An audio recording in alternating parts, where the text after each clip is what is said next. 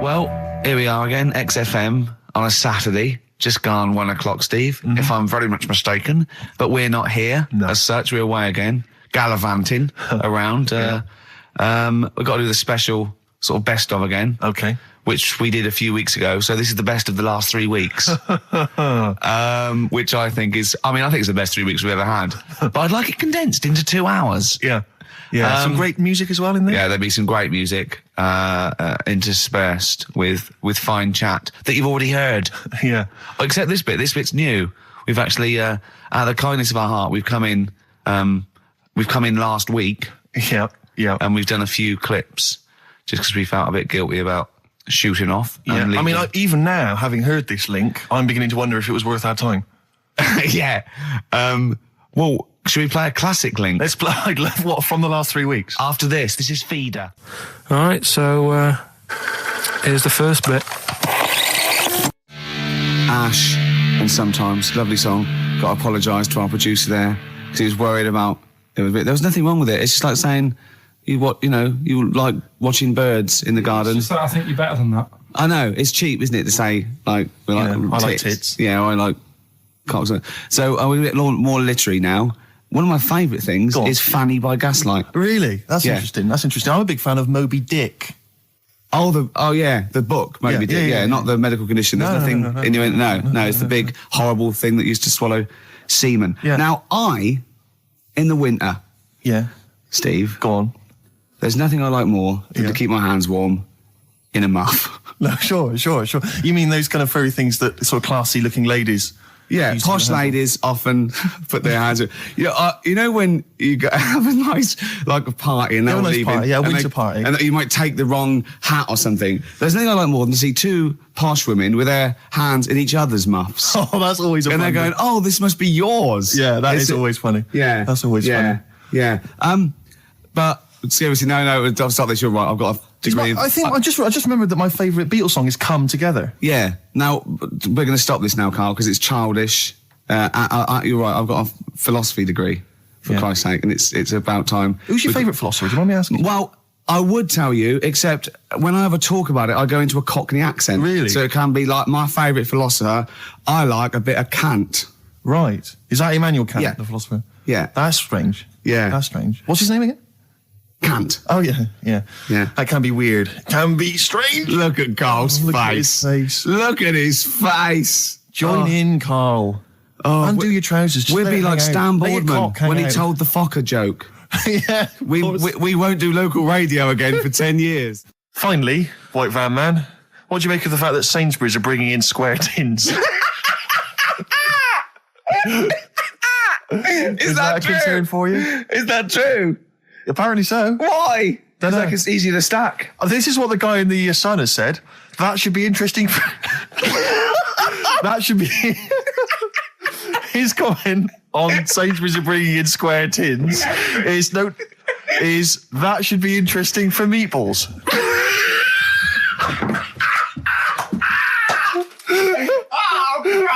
Ricky's just collapsed on the floor. Let's just play a song, Carl. I don't think even you can top that. Cooper Temple Claws. Who needs enemies? Good question, lads. Nobody. This is XFM 104.9. I'm Ricky Gervais. Oh, they should print a little book of those. They're great. Oh, how you can relate any song or artist to anything else. Easy. Joyful. Easy. Well, yeah, so me and Carl went out for a beer, and it was great, wasn't it? Yeah, we started off, good. And you met my mate Robin, didn't you? Yeah. And some of the stories. Do you want to tell Steve some things about Robin that you learned? Do you know him well? Yes. Well, do you know about his worm problem as a kid? Go on. Right. What I can remember is he had worms as a kid. Not sure how you get him. He never answered me. He was getting a bit touchy about it. Right. This is like the second time I met him. I think he was a bit annoyed that Ricky told me about his problem. Now straight away, you not being there, instinctively, what do you think went on with this story about worms? My suspicion is rather like when you told a group of people that Robin had once suckled milk from a cow's udder. Yeah. Did he mention that as well? Yeah. My suspicion is that, like the cow story, the worm story is not true. But why would he get so sort of uppity about it. Well, Because it's not true. imagine if that wasn't the first time he'd done it. Imagine if he did that every single time he was with somebody for the first time and Robin was just met them. He will tell that story to anyone. But they do say there's no smoke without fire. Robin. I also told him that the way Robin cured these worms was because the doctor told his mother, right, to hold a piece of ham or cheese near Robin's anus so the worms would come out for the food, and he believed it. I'll tell you why, though. I said to Robin used to sit on spam to try and get the worms out, and he believed it. But Steve, right, do you remember that story about 3 or 4 years ago where there was some bloke in the army? He went away to somewhere, Vietnam or whatever. He was messing about in the woods. Messing about in the woods?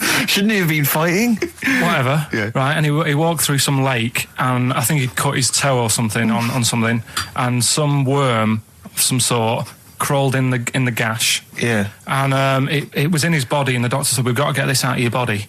So what they did was, they said, right, the thinnest part or something of your body that things can crawl through is on the top of your head. So they wrapped Where the skull is. So they wrapped some bacon. No, they didn't. They did. Because that's that right. thing. So he's gone in by the toe. So what we do is, I'll tell you what, that worm's probably heading straight for the head. We'll put a bit of bacon on it. The thinnest part of the body is the skull. Of course it's not the thinnest part of the body. It's where your brain case is, isn't it? It's the skull. There was a reason for it. And it was like they stuck some bacon on his head. And as ever, the vital piece of information, i.e. the reason, Karl seems to have forgotten. Because the worm was in his body, and they said everyone likes the smell of bacon. Including worms. Even a Vietnamese lake worm. They love bacon. Remember last week when I said about the little fella with the bone with no brain, and you were proved wrong? No. Please. No. We were saying it wasn't a little fella. We were saying it was a stillborn child. It wasn't a little fella. You're changing it now. You weren't having any of it last week. Right, hang on a minute. I'm getting confused. There was a Vietnamese snake that went inside of a soldier. A little, like, maggot or some sort that you have to get out of your body because it causes problems. Yes, and so in order to get it out of the body, they strapped bacon to his head. Yeah. That is great. This doctor. And did that work? I think so. They had a picture of him smiling. Oh, God, what, the worm or the bloke? The bloke. Oh, dear. Honestly, I hope someone knows the story. And it was about 3 years ago, I reckon. Okay. And, it did work. GI bacon. So this is why I went. So what the worm burrowed out of his head to get the bacon? Get to the bacon. Right. That's great. So this is why when Robin was telling his story, I was a little bit disappointed if it wasn't true. Right. Because in a way, you know, Robin's never been to Vietnam. No, but what do you really think that Robin? Well, as Robin said at the time, Karl, why would I sit on ham then tell Ricky Gervais? It's a very good point. Because if you was a kid, you do daft things like that as a kid. Right. It's the telling Ricky Gervais though. Yeah. And then, bless him. Okay. And then anyway, Robin left, and I tried to chase him, but he got away. He knows. And then we had a few pints, and then Karl embarked on some of the greatest stories ever told. Can you tell the story about your dad? Let me run it by. I haven't spoke to him all week, so let me run it by him. Okay, play records. Because, What we got? We've got one of Steve's tunes. Yeah, well, bizarrely enough, this comes from the Teachers 2 soundtrack, the soundtrack to the current TV series. There's a slight whiff of nepotism in the air. Yeah. Rick, would you like to explain why? Well, that's why you're doing it. My girlfriend worked on it. But you were going to play this anyway, weren't you? Well, I was, actually. Bizarrely enough, I was going to play some I Am Clute, and this is from, as I say, the Teachers soundtrack. This is called To You. It's a good track. That's I Am Clute, a track called To You from the Teachers soundtrack. That's also got, I noticed, the Electric Soft Parade, The Hives, Star Sailor, Feeder, Turin Breaks, Mercury Rev on there. It's a good little collection. Lovely. Karl has just had confirmation. He's looking smug because someone phoned up and went, it is true, it's a Laogai chi worm and you wrap bacon around your head. That's all the bloke knew as well. Yeah. And his name was Gary. Yeah. So I'm not having it. No. And he said, see, that's why the Robin thing isn't so weird. He said, but when you said he tried it with cheese, he said I was having none of it. He's got standards. Strokes, hard to explain. Like Karl, really? Yes, yes. So, Karl, concentrate. You go on. So, we'll leave the worm with the bacon wrapped round the head, shall we? Well, if you're ever caught in the jungle... Yeah, always carry some... bit of Danish. Good advice. Lovely.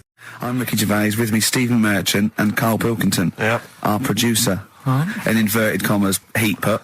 Yeah. Yeah, they know. They know. How you doing, all right, Karl? Yeah, didn't they also write something about me, bald round head? Yes, perfectly round little bald man head, they said, so... Because you need to know that when you listen to the radio on that. Really matters what my hair's doing.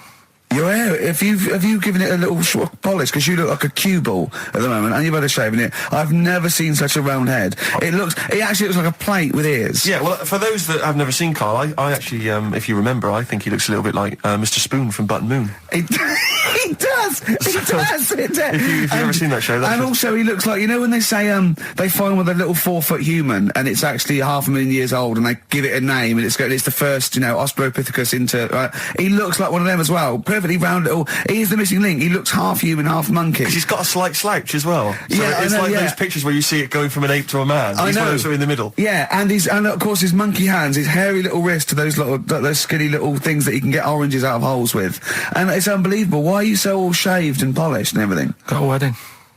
What? Got to go to a wedding today, so thought I'd clean myself up a bit. Yeah. Shouldn't you be wearing a suit or something? No, I'll go home and put something on. Oh, okay. But Suzanne said, make an effort. I sort of had a shave and that, and then I came out of the bathroom. She said, "Oh, your head looks a bit sort of eggish." She's right. She always worries about when I have a shave because I just, That's your girlfriend, Karl. I know. Saying that. Just think. So don't worry about Heat saying it. The funny thing is, it's Boyd Hilton, I think, of Heat that wrote it. And he's got a little bald head. Yeah, no, don't slag him off. Yeah, but on the end of his review, does it say, written by Baldy Boyd? No, because it doesn't matter. It's a magazine. Don't worry about it. Looking forward to the wedding? A bit boring, isn't it? But you've got to do it. They're probably listening. Should we do a shot? No, it'll be a great day for them, but I know what will happen. Suzanne will see, all the fuss and that, and then she'll get ideas, and I'll have to let her down and all that. Why is it you don't want to get married again? I always forget. It's just... who's it for at the end of the day? I've been with Suzanne for 11 years, right? Sure. We're happy. Well, I am. That's what counts. You're never happy. I am. I'm all right. Yeah, no, you're happy with Suzanne and everything, but apart from that, you're never happy. You are the most grumpy, moany thing in the world. I mean, I get annoyed, but I'm always happy. I was annoyed here. I was happy coming here, but there was a bloke behind me walking and scuffing his feet. He had a pair of those stupid skulls on, and he was clicking and scuffing. Wear some shoes. You don't have to click. Pick your feet up. Flip-flops annoy me. But I'm happy. I'm just annoyed. You are just like, oh, the world's on me. It's rubbish, this. I know the world's great. It's just sometimes people annoy me by being there, But Steve said I should be locked in one of those towers that princesses used to be locked in fairy towers, because everything annoys me. But you're grumpy. I'm not. I'm all right. XFM 104.9. We're not here. This next clip is one of my favourite clips. Look. It needs no introduction. Here it is. Right, okay, educating Ricky. What have we got? Airy Chinese kid, go on. Right, yeah. This is the... I didn't want to do this. What do you want to do it? Well, I wanted to give you 3, and I gave you one. It was like the alien man gets a beard or whatever. Yeah, which was total rubbish, so this one should be better, maybe. Hairy Chinese kid. Right, well, we've talked about hairy people in the past. True enough. Haven't we? Yeah. The little kids who grew up in woods and hung around with wolves and that. Yeah, again, you're confusing it. Yeah, they're not, there were some people that were born very hirsute. They were not the people who were brought up with wolves. Yeah. You just put that together in your Homer Simpson type mind. Right, well, this is like a sort of close to that sort of story. Yeah. But the weird thing is, right, Chinese people aren't that hairy as a nation. No, seriously, that's a well-known fact. They don't have that much body hair and stuff. Okay. So this little kid who was born over there, he was like covered in stuff. Was he? And it was only his nose that wasn't hairy. The rest of his body was caked in hair, right? And his hair sort of What grew. sort of hair was it? Was Thick hair. No, what I mean is, was it sort of like a pony's mane, so he just looked like an Ewok? You know what I mean? Just like hanging down sort of straight, dark hair. In the picture, it looked like it grows from his eyebrow. It grows from his eyebrows quite thick, and then it just goes all the way over his head. You don't think it was just really long eyebrows that he'd done a comb over? No, it was all over his body. It had a picture of like his back and that. Yeah. And Had he styled it? Had he styled it at all? Did he have it in a quiff or? no, it was just hanging everywhere. all over him. Yeah. And they were like, this is a bit weird, happening in China, where we're not normally that airy. That was the scientist speaking there. And the local press and that were getting him down, calling him monkey boy and all this. Oh. And Thinking Chinese press. but the doctor, Yeah. Oh. They're cruel, aren't they? The Like those game shows. That's Japanese, isn't it? Yeah. That's what. Yeah. and the doctor said, I was Carl talking through all that time while we were just like talking to each other then. Because I turned round and I still saw he was talking. Go on. So anyway, the local press came in to see the hairy boy, the monkey and boy. they were like being tight, taking the mickey out of him, and the doctor said, Showing him nuts. he's only airy. Said he's a healthy young kid. The only faults he's got is he's got a little bit of eczema and a boil. And he said everybody should just treat him the same, and I think he grew up a healthy kid. So that's the That's the end of the story. That's not a story. why. But I've got nothing. I don't know what to say to that. So someone in China was born slightly hairier than the rest, and he was normal apart from eczema and a boil. That to me isn't a story. But if it is, I've got a million. I mean, it's sort of like bloke from Manchester went a bit bolder than the rest, got a job on radio. He was normal. I mean, that's not a story, is it? So we'll move on to this next one, right, which is brilliant. Dead short story. So, right, old woman, about 70 years old. She's normally fit and healthy and stuff, nothing wrong with her, she's having a good life. And one day, she goes for a check to the doctors, just to check herself out, because she's getting on a bit. Says, take your clothes off and that. So she does, and checks her out, says, yeah, you're looking good. Turn round. He said, oh, God. He said, you got a tumour on your buttock. Right? So she goes, oh, what can you do anything to sort it out? So they go, yeah, we could book you in for an operation. It's best if we remove this. Books are in for an operation. Operation day comes, strip her down and that. They're all stood round, the doctors. Start to operate. It only turns out it's a pork chop that she sat on 5 years earlier, and it had stuck to her buttock. Right, Carl. I can forward you. Serious. Right, okay, Carl, I'm telling you now, I'm leaving. I'm never doing this show again. No, I'm serious. Honestly. You're talking, I've never had such... What do you mean? You couldn't believe it? No, when I read it, I said, I've got to tell Ricky that. This woman had a pork chop stuck to her arse for 5 years, you mental case. Of course she didn't. And Karl Pilkington with his brand new show, What's the Song? What song am I thinking? No, I mean... You're nervous about this, aren't you, Rick? I am. You're worried. Well, because I've heard some of these clues before. And they're ramblings. Sometimes they're close to ramblings of a fool. Right? And it really is like those, what am I thinking? Yeah. I don't know, though. I actually was genuinely impressed by Born Slippy. I have to give him the benefit of the doubt. That's one of the better ones. Because that was short, sweet, and it worked. Some of these, you say they're not going to be quite as pissy. Some of them are like Emily Bronte novels. Now, listen. We're just going to go for it then. You do it, and we just get people to call up, because I want to see the general public's confusion trying to work out. Well, why don't you give us your next clue, and then we'll play a track, and then we'll hopefully have people on the line after the track to try and answer it, and you can recap briefly. So give us your clue now for what song am I thinking of? Right, this one. It's about a woman. And she's just normal, nothing wrong with her, or so she thinks, right? But there's the twist. Is this like the Tales of the Unexpected? And she's got she's got her mates and she's having a normal life, having a good time and that. And then this thing happens, right? And she starts to stink. And she can't have a bath, right? And she really wants to have a bath. She's dead sweaty and stuff. She's going about her daily stuff. She can do everything else normal. She can eat, she can talk, everything. But for some reason, She can't have a bath. Is there a coal mining husband in the bath? Yeah. Is this born stinky? She can't have a bath. So a woman can't have a bath. Yeah. Even the rest of her Or a life. shower. She can't. Okay, leave it there, Rick. Don't try and guess. It's not for us to guess. The general public can phone up and ask questions, so I just I'm go not sure for they it. can they? I think so. Otherwise, we don't want just people just phoning Well, up and I'll tell getting you it. what about this? Why don't they can ask one question? Yeah. They can ask one question of Carl, then they have to make a guess. Okay. 08700 800 1234. Have we got someone on the line now? We'll just go. Let's do it. Let's go for one. Let's go for one. This I'm is excited. edgy radio. This is Letting Carl dynamite stuff. Right. live. Go on. Hello, XFM.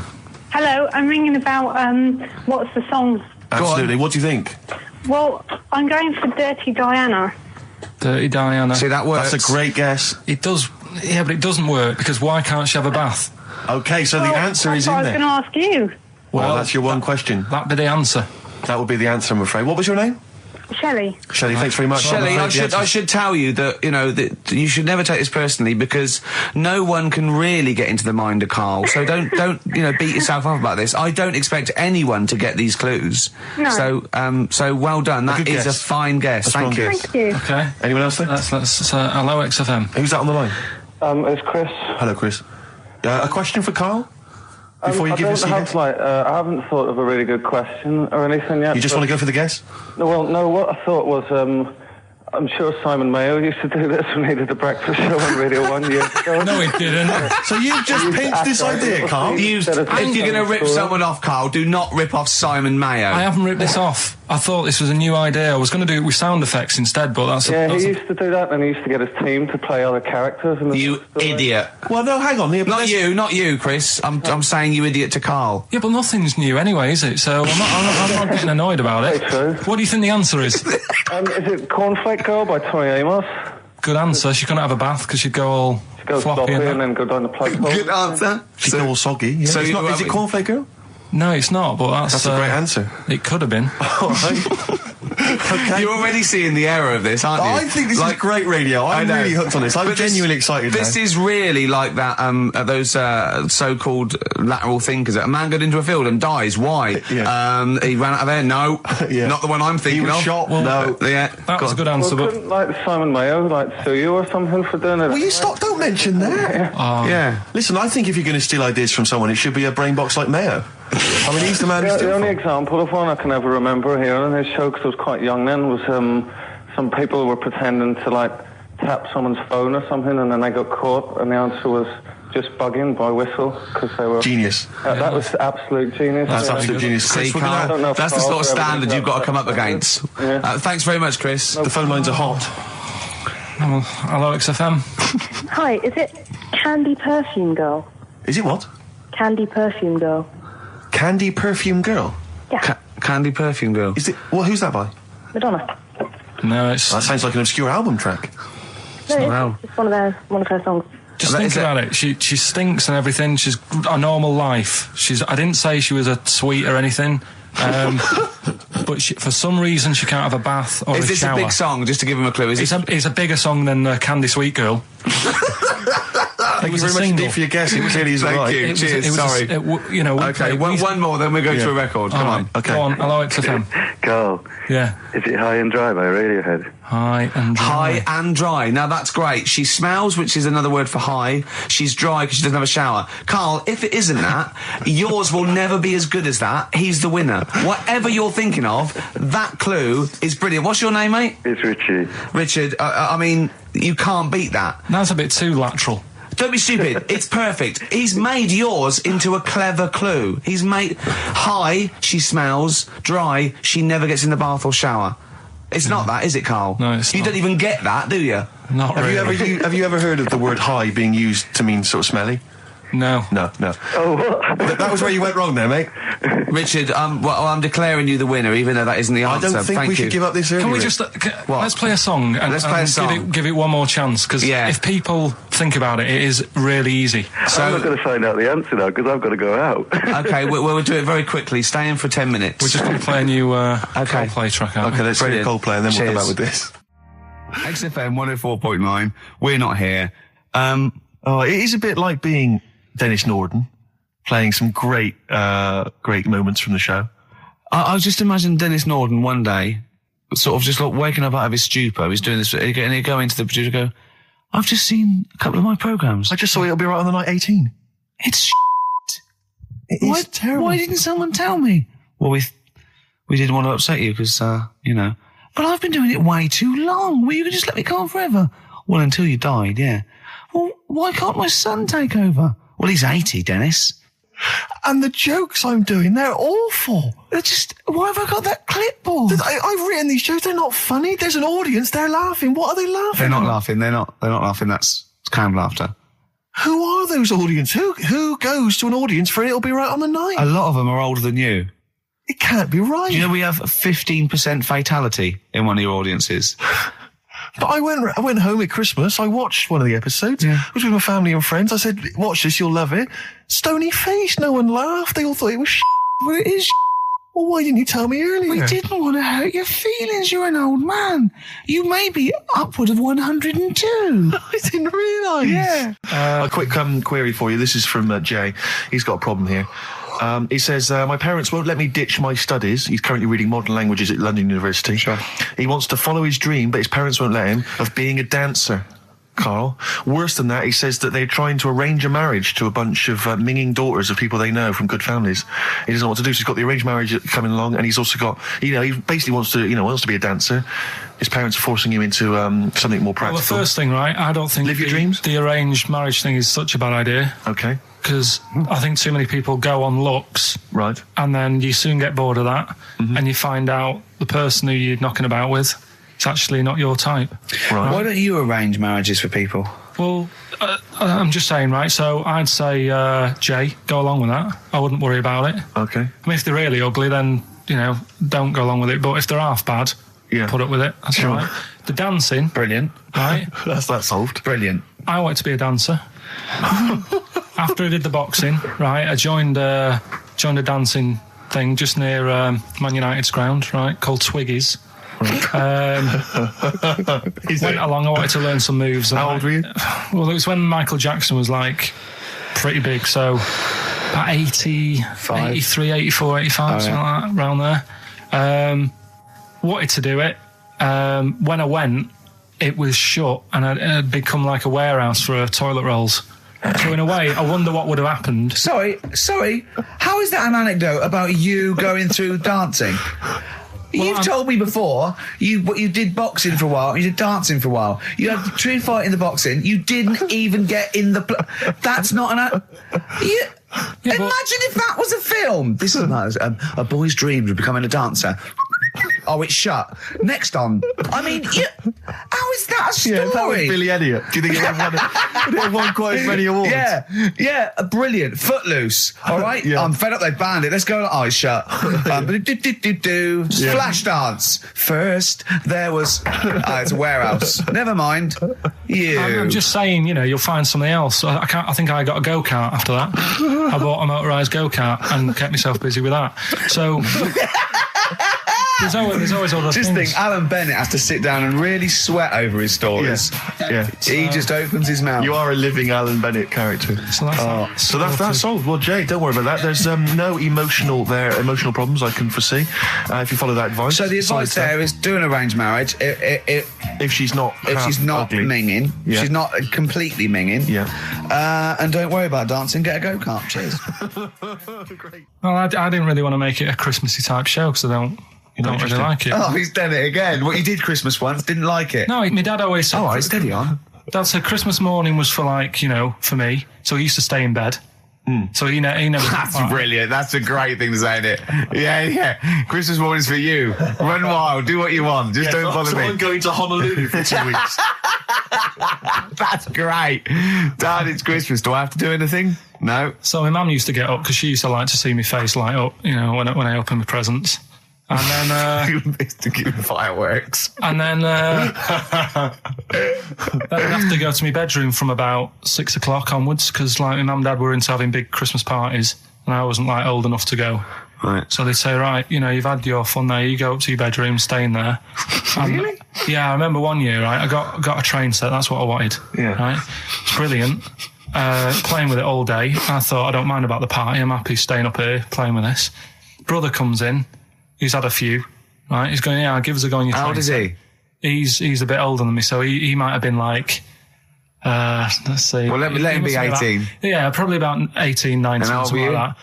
I had a train set, so I don't know, about 14. something like that. Yeah. Right, so I'm playing on that, loving it and stuff. And then he comes in and goes, oh, give us a go. He turns the transformer up to like 14. He went really fast for about 5 seconds, broke it, and then he went back downstairs. Wow. So Christmas, I hadn't even got to Sounds Christmas like Day. the Conservative government with British Rail. Satire, that is. Rick, I just thought that there's satire. If there's any satirical shows listening or magazines. It doesn't work in any way, because there's the analogy falls down apart from there being a train. Think it through, though. British Rail was trains. Yeah. And the government broke the trains in many ways. They didn't break them, like, not officially breaking them, but they kind of... It does work. It's perfect. Oh, I'm pretty pleased with that. And I can't... And no one's asked him to be on Have I Got News For You? It's weird, isn't it? Because it's strange, that. When you've got a satirical mind that's as quick as that. Yeah. All and right. he's broke your little train set. So what did you do? I just like watched telly and had some sausages. I bet you were happy with that, though, weren't you? Oh, it's just a bit annoying, though, isn't it, when your main present of the year has been broke. And did it ever get it fixed? No, that was it. Put away. I'm intrigued why your parents wouldn't let you come and join in the festive fun. Was it like really debauched down there? Was it like eggnog everywhere? Well, no, but I mean, that's fair enough. 6 seems a little bit early, but I just think, if you're a kid, he had his fun, put him to bed at 8, maybe.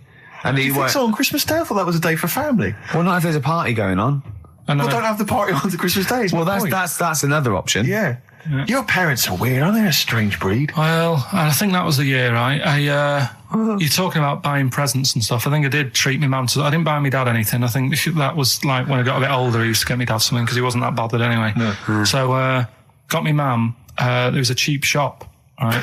Of course. Thank God for that. Called Snips. Right? So I went in there and I thought, let's see what I can get her. And remember Victoria Plum? I don't think so. Well, it's like a fairy character. Right. I mean, mum's into gnomes and stuff, right? So I thought, right. She must be pleased with you, then. Victoria Plum. I was thinking, is that one of the neighbours? Is it like a brandy Do you liqueur? remember Victoria Plum? Victoria Plum. Victoria Plum, yeah, it's like a little fictional sort of character, right? Okay. So I saw it. I thought, yeah, she'll love that, right?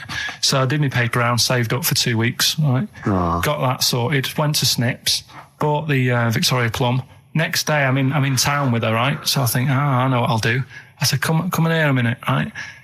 So we go in and we're looking around, and I tested her, right? I went, look at that there. That's all right, isn't it? And she goes, oh, it's bloody awful. Oh, Carl. Oh, Carl.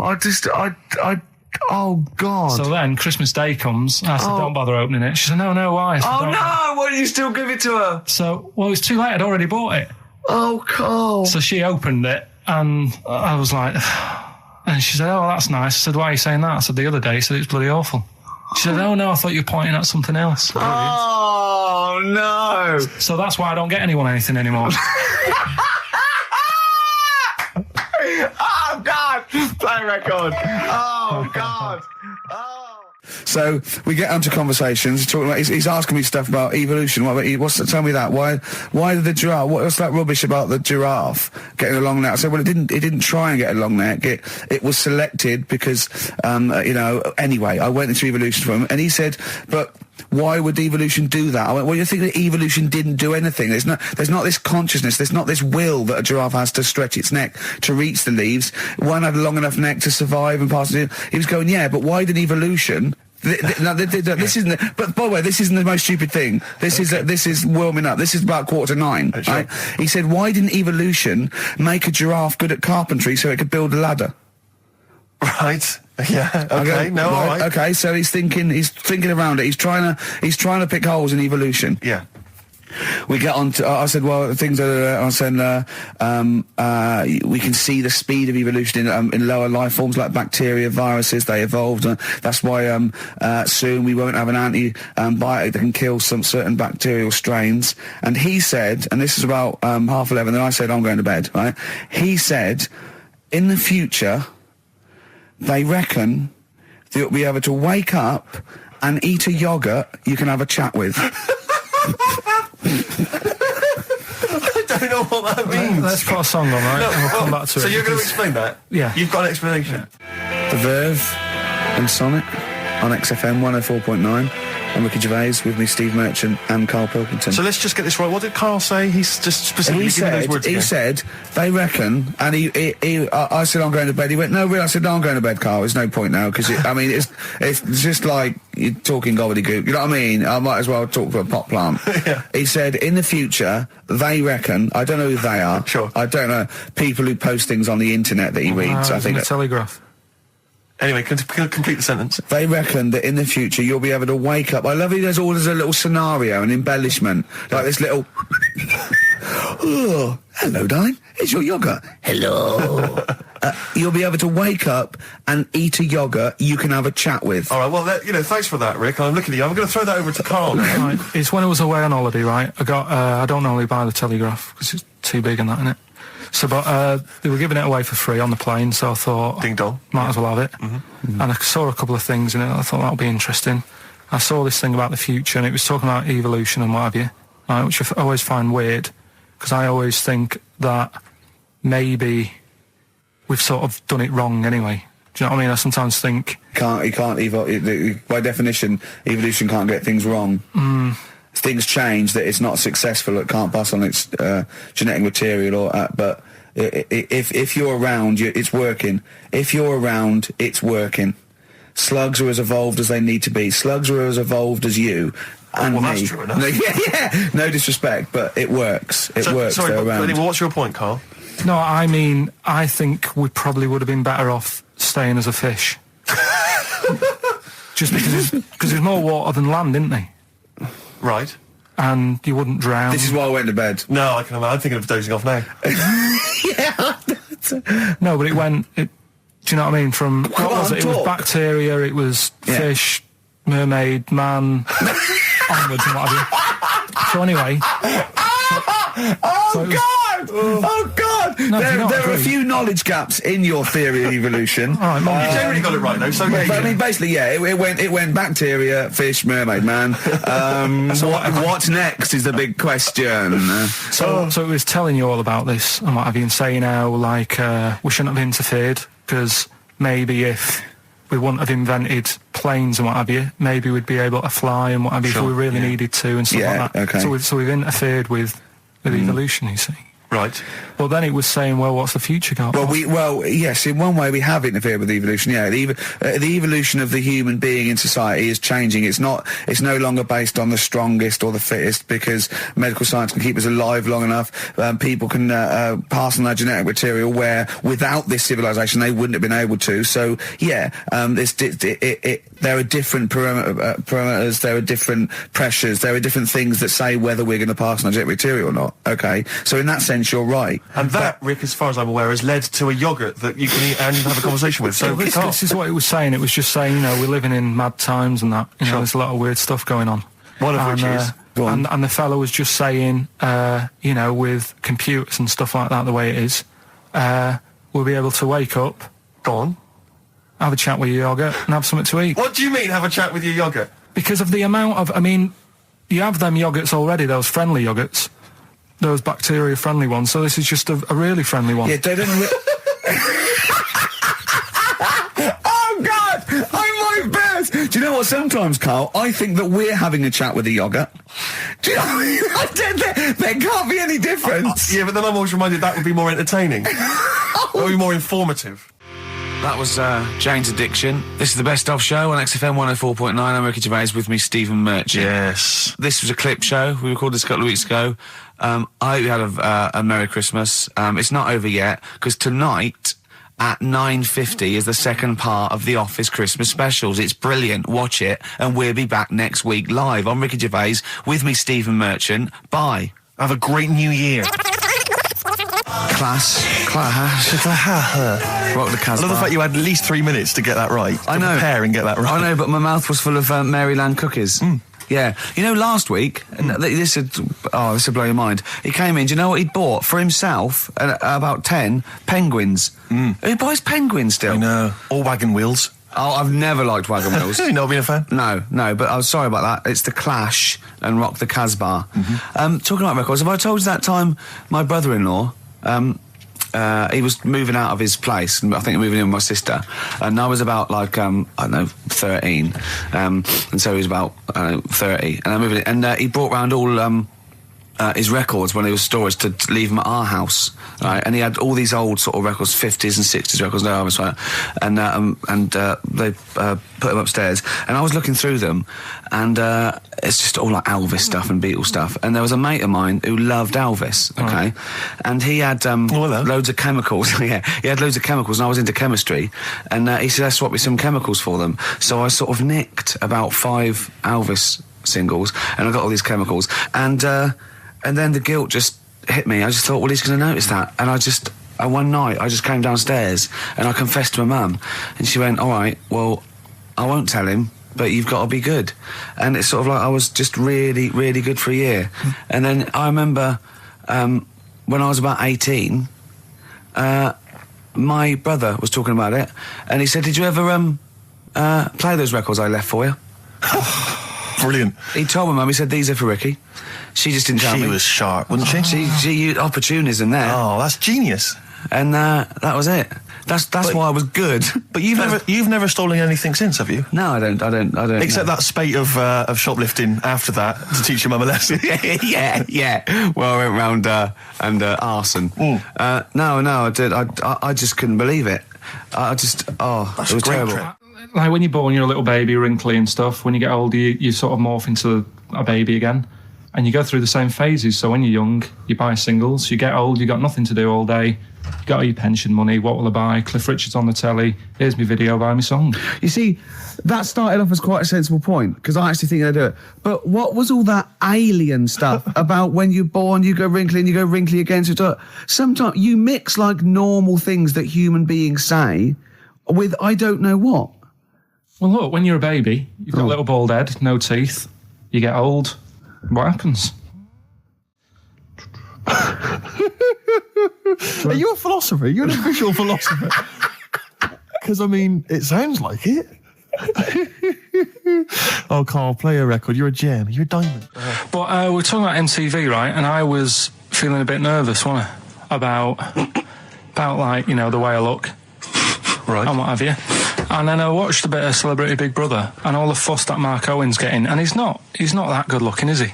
He's very. I want to be Mark Owen's mate. If anyone who knows Mark Owen or Mark Owen's listening, I want to be his mate. I think he's brilliant. I think he's a nice lad. But what I'm saying is, right, all the girls go mad over him. Yeah. And he's not that good looking, is he? Well, no, he's got. He is in a certain way, isn't he? That sort of non-threatening. But he's not stunning, is he? Do you know what I mean? No, but no. Well, what's your definition of a stunning? Yeah.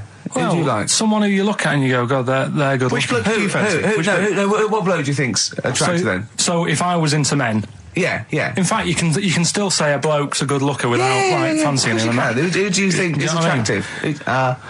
Probably. I mean, it depends what you're looking for. No, just look. Just look. Different looks as well. Of course, yeah. Who would you say was attractive? Who would you say was like stunning in your definition? A good-looking lad. Yeah. Good-looking lad. Oh, look at him over there. He's.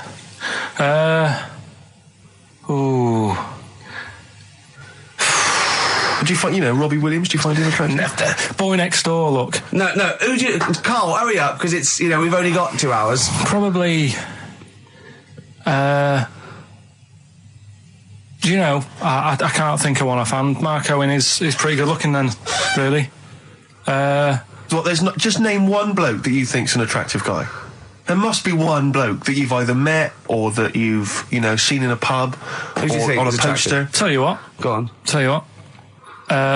Works here. Young Alex Zane. Alex! Well, we know Alex, maybe we can fix you up. Oh, I love you, Alex. You've got so much. I just like the way, the things that interest me, I remember. Things like snakes not having ears and stuff. Yes. I didn't have to read about that. No, you just learned that, yes. You saw it on the telly, didn't you? You saw it on that Ian Wright programme. Yeah. Yeah.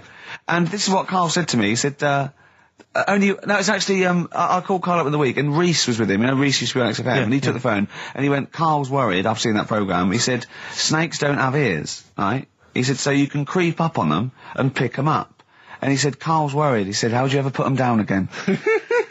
Because then they know that you're there. I woke up the other night quite late. Worried about that. And I said to my girlfriend, I said, how do you put a snake down? And she said, what are you talking about?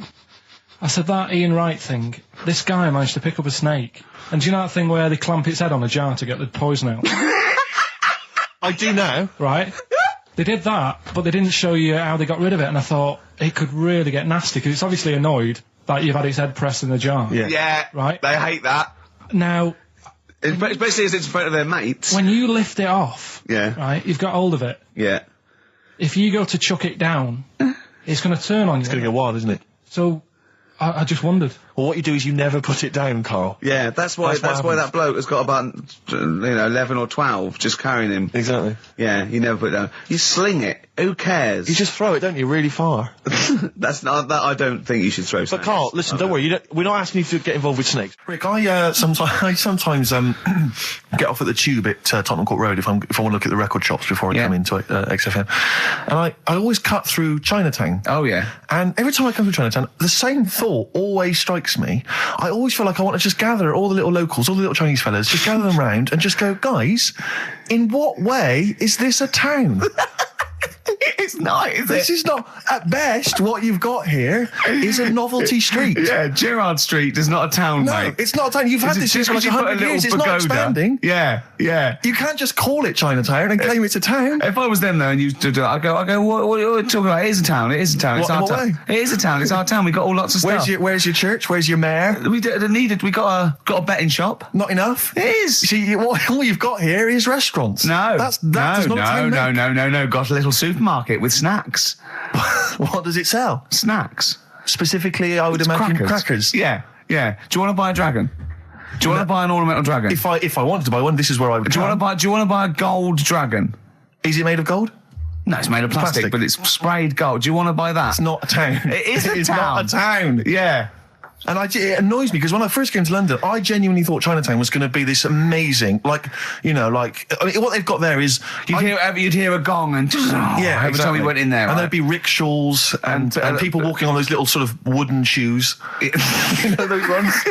They're brilliant. They are just clomping around in them, but nothing. It's nothing. It's just.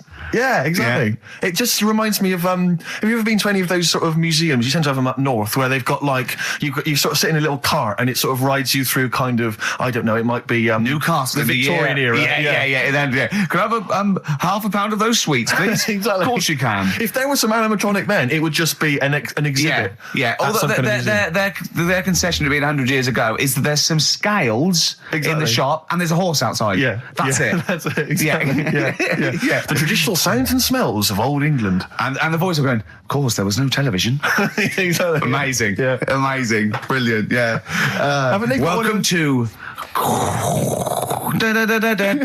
Chinatown. Ding, ding, ding, ding, ding, ding, ding. So it's not, it's a good point. Is that a piece of traditional music? Ding, ding, ding, ding, ding. Yeah. Is that some traditional Chinese music, or is that music that someone in this country wrote, thinking it sounded like Chinese music? I think it was the Vapors, wasn't it? Oh, is that what it is? That? Because it sounds so, that's the music, isn't it? But are you sure they didn't take that from some other source? It's that pentatonic scale, isn't it? What is it called? It's the black notes on the piano. Right, that's the one I can play along with EastEnders. Yeah. Do you know what I don't get with it? Go on. Chinatown. Yeah, Chinatown, because I always walk through it on the way to work. A couple of things annoy me. First of all, I think it's bad business, just because if you've got a Chinese restaurant, put it somewhere where there isn't any others. It's a good point. Yeah, but it's also a community. They're not just a theme park for other people. I remember going out one night with Suzanne and some friends, and you got there and there's so much choice. It's that dilemma of, forget it. Well, not really. Specifically, do you fancy Chinese? Well, no, but why don't you go to the one with the dead ducks hanging in the window? That's my favourite. That's the other thing as well. It's like, normally you put your good stuff in the window. If that's what's in the window, yeah. Right? Yeah. And the other thing that annoys me, walking through it today, there's always lard on the floor. What, in the street? In the street. It is, honestly. I'm scared I'm going to slip over. It's because all the restaurants and that. But why is it? That's another point. Well, it's not oozing out of the restaurants. No, but why is it? I don't know what they do. Careful. Listen, no, but why is That's why they used to wear those little wooden shoes. okay, we've got... No, but the thing is as well, they try and wash it with water, which doesn't work with lard, and it's like oil. Famously, yeah. Do you know what I mean? Even I know that. Yeah, you got to scrub it. So, You think sorted that out. Yeah. You think they'd know, wouldn't you?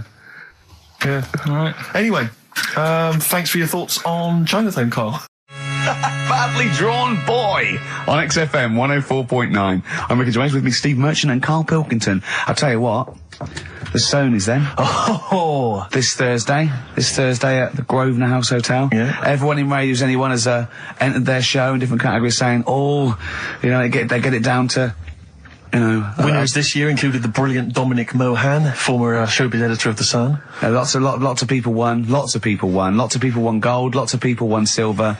Lots of people won bronze. We didn't get a sausage.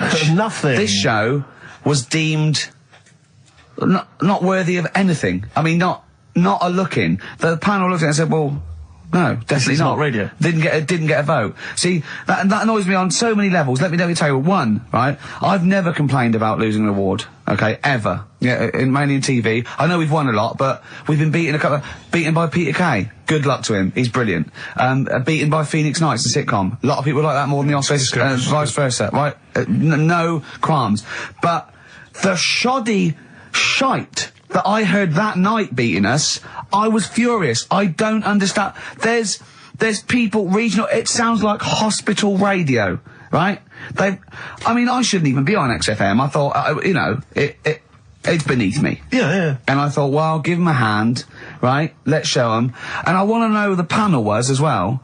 I do not believe it. How can they I was looking back over some of the shows, right, before I go to Carl, and I've just done a little excerpt of, a trailer of what we do, what we're about, and I don't know how the panel could overlook this. Play a bit, Carl, please. Shaking her muff, minge and tits around does not make her a hoe, then what does? These kids at school with big heads. Carl, what are you talking about?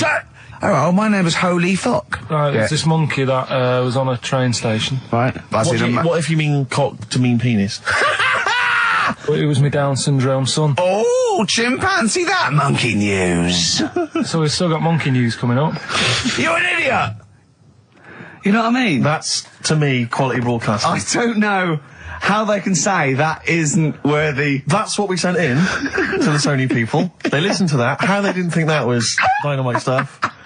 It doesn't make sense. Actually, I've been thinking about this since Thursday, because I've been a little bit down in the dumps. Yeah. What I think it is that with the TV show, the TV stuff we've done, Rick, we put a lot of work into that. Yeah. We get the script, we got the script, we spend a lot of time on it. What this show is about, it's very much about spontaneity, it's about our personalities, and I don't think we're ever going to win an award for our personalities. I think that's where we're going wrong. Do you know what I think? I think that when we're together, we're the auteurs of The Office, and, and we're strong on it, and we're just two, we write it, we direct it, we cast it, we even worry about the font and stuff on the, we do everything. There's a weak link in our midst, I think. On the radio show? Yeah. Right, I'm just trying to think what the common factor is, because on the award-winning TV show, Split You and I... Yeah, I don't know. Well, I'll tell you what, can we play a record and let me think about this, because there must be something... There's got to be a factor. ...that isn't in The Office that's in this, that means that The Office is award-winning, and this is a pile of shite. Brown Sugar by the Rolling Stones on XFM 104.9. I'm Ricky Gervais, with me, Steve Merchant, and with us, Karl Pilkington, the third member of this team. Me and you do The Office, award-winning. Yeah, and us three do this show. No awards. Nothing. Karl, what are your thoughts? What do you think's wrong with the show? Why do you think the panel listened to our show and said that is awful? It's not actually a radio show. Well, can I just point out, many people may not realise that last year we won a bronze, so we've actually gone down. We've actually slid off the list entirely. I know, but I mean but Karl wasn't really as involved last year. Well, I remember last year it was very much you and I. I mean, we just started out on it. Yeah, so I mean, so you can't really compare. Hold on, though. Well, interesting. What do you think, Karl? What do you think the reason is? Karl? Any thoughts? I see what you're getting at, right? But you're not stupid. But when I put the compilation together, I made sure that it was mainly you two. So don't be doing that. Don't be playing that game. So you put the compilation together? Yeah. Right, again. Ah, right, interesting. Because We weren't involved with we that. usually do The Office, edit The Office and everything. We have the final cut on The Office. So you... Oh, I see. So you... Oh, right, no, so you're the You had your producer. fingers all over it. Interesting. Oh, that's interesting. So, oh, well... So the tape was the smoking gun, and whose fingerprints were on it? Karl Pilkington's. Yeah, that's interesting. We didn't get a sausage. But, you know, do you know what? Seriously, though, you know... Well, I don't mean seriously, it is his fault. I know, but I mean, it's our fault as well, because we should have known better, right? But... Than to employ him, yeah. But, I actually think it's a slap in the face. I want to know who the panel was. A lot of Sony are thinking, just handing it out to the same old people. You know what I mean? Every clip they played was a funny phone call. Do you know what I mean? And so I'm Did we send any of our funny phone calls in? So if anyone cares, I think we should knock this on the head as a protest against Sony. And that's how I've never complained before about Luton, but I mean this one. Don't know what they're thinking. I want someone on the panel. It was entertainment. I want someone on the panel to phone up and say why they think this show is rubbish. Well, I'll apologise. Well, not apologise if they stand by. If they tell me why, you know, because you know, listening to that clip there, I can't see anything wrong with that as as sort of, you know, daytime radio. It's interesting. I mean, I don't think our number one fan, Dickie Anderson, Richard Anders, was on the panel, although he here has emailed in. He's got a couple of thoughts as to maybe why we... What is Dickers doing, man? Dickers says, commiserations on not winning a Sony. I can't believe you didn't win, naturally. I mean, apart from your show's obvious lack of quality and effort, having a monkey for a producer, offering the biggest load of tat as competition prizes, saying hairy Chinese kid 48 times every show, Rockbusters, not bothering to turn up for weeks on end, only having 3 listeners, introducing the comedy characters Camp David, Harry Fook, which I think he spelt wrong there, Stephen Merchant. I'm not a character. Apart from insulting every race, religion, and sexual orientation, bickering like schoolgirls, We haven't done everyone yet. We have not insulted everyone yet. There's loads to go. Despite the fact you generally bring misery into the lives of anyone who listens, I thought you were surefire winners. Better luck next year. Well, I mean, a couple of constructive, you know, criticisms there, but generally, I still can't nail it. Was he on the panel? Well, I don't think so. Well, he's a fan, so... Yeah. Well, no, he's clearly a fan. I mean, he obviously loves the show. Because he has hit the nail on the head. Oh. Which... Yeah. But, what should we do? Should we give up or should we try harder? That's always my dilemma in life. Sure, yeah. I mean, I've always gone for the first one. Give up? Yeah, why bother? Yeah. If they can't see, just give us the award. Yeah. And then worry about it later and we won't let them down. Yeah. Now they've got blood on their hands. We're gonna... Yeah. What should we do? Give a couple of months notice? I think so. Okay, well, there you go. I mean, seriously, I mean, I think... I'm being serious. I'm not being wacky now. We haven't told Andrew, but... I think we've won our course with this show. Yeah. So let's... Okay, we'll give it a month, and it's because the Sonys didn't give us anything. Play a record. Yeah. There you go. You got to do a bit longer than that. No, we haven't. Got to give a month's notice. No, you got to work till about September if you're going to... No, we haven't. No, we give a month's notice. We, you know, whatever, give the money back somewhere. Well, you give your money back. Yeah, I know. What are you going to spend your 80 quid on? True. By the way, Red Hot Chili Peppers on XFM 104.9. So, a few more shows. And I hope Sony are happy. They should encourage...